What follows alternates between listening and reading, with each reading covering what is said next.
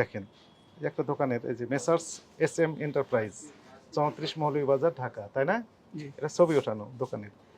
দেখেন এলাচি এলাচি আছে না, সর্বোচ্চ যেটি রেট সেটি 5,700 টাকা, আর আপনি বিক্রি করছেন 9,500 টাকা, মানে দ্বিগুণ। তো এখানে অনেক ভালো আছেন? কি পরিমাণ আছে এখানে লিখে দিয়েছেন? 100 গ্রাম। 100 গ্রাম কত দাম লিখেছেন? 940 টাকা।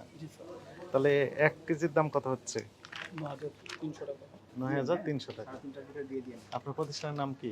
আগরওয়াল ইন্টারস। এটি কি দাম কি স্বাভাবিক মনে হচ্ছে না অস্বাভাবিক মনে হচ্ছে আপনার কাছে?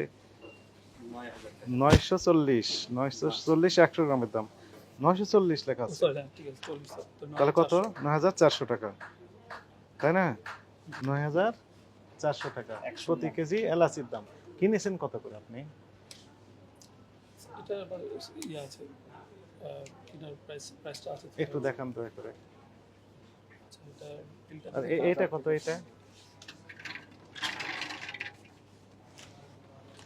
এটা 100 গ্রাম আছে। জি, এটা 100 গ্রাম আছে। 870 টাকা। এটা 950 লেখা আছে। তো এটা আপডেট আসছে, তো এটা 950, আরো বেশি, আরো 10 টাকা বেশি, 950।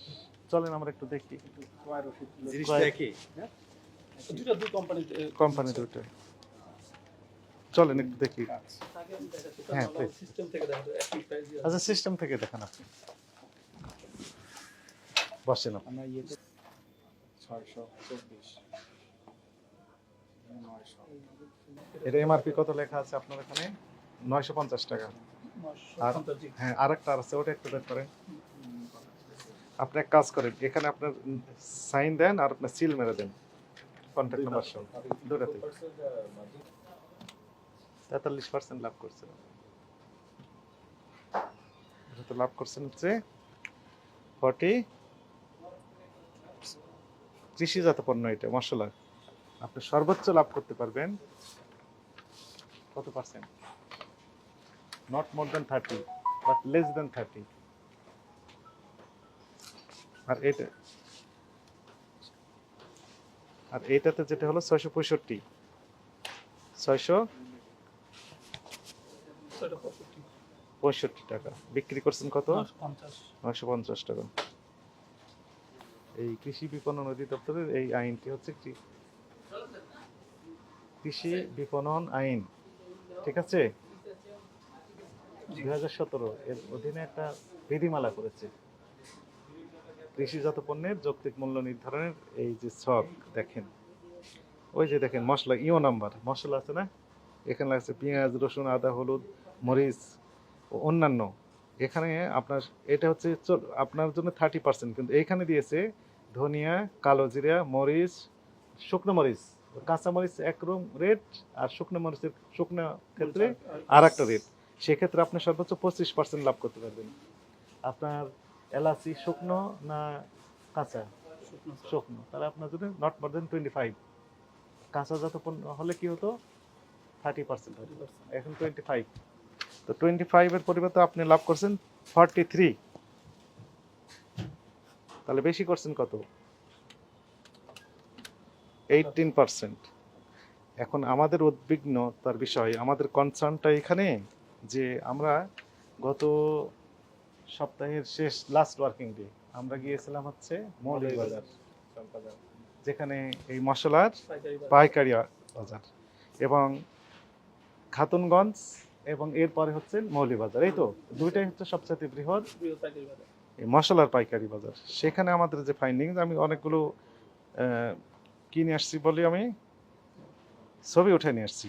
দেখেন একটা দোকানের এই যে Messrs S M enterprise 34 Moulvibazar Dhaka, তাই না?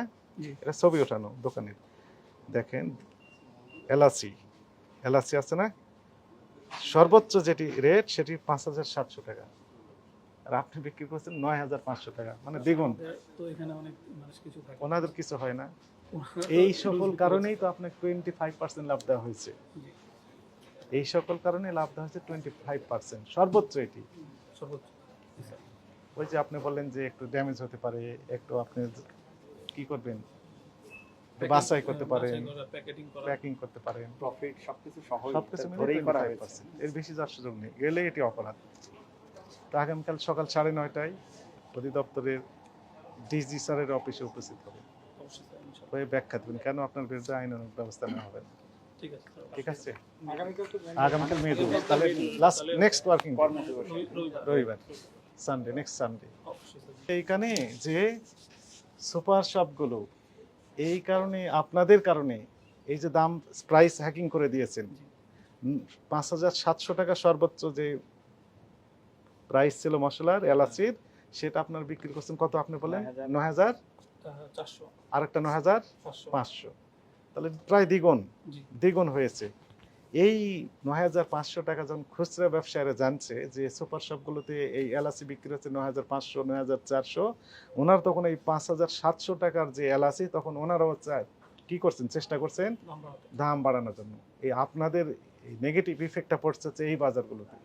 এই জন্য আপনাদের একটু সংযত আচরণ করতে হবে এই প্রাইস নির্ধারণের ক্ষেত্রে। যত অবশ্য আমরা চেষ্টা করি, আমরা হ্যাঁ, তো অযৌক্তিকভাবে সবসময় বাড়িয়ে দিলে চেষ্টা করি খেটে স্যার, খাওয়া মানুষের জন্য বাইরে একটু চেয়ে কষ্ট যাতে হয়ে কম যায়। দামে মানুষকে অনেক কিছুই আমরা কিন্তু আর যেহেতু চেষ্টা আইনই করি। আছে, ফলে এখানে আপনাকে আমরা অনুরোধ করার কিচ্ছু নেই, এটা আপনাকে মানতেই হবে।